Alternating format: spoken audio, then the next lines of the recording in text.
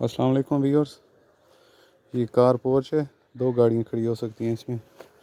और ये drawing room है, साथ अटैच बाथ है। ये टीवी लाउंज है और बाहर इसका दरवाज़ा है लॉन की तरफ। और ये जगह स्टेयर्स के लिए है। और ये किचन है, बाहर इसकी वेंटिलेशन है। एक ये बेडरूम है और एक ये बेडरूम है। ये इसकी ड्रेसिंग और साथ इसका जो अटैच बाथ है। और साइड पे इसकी लॉन, तकरीबन 4 मरले का लॉन है।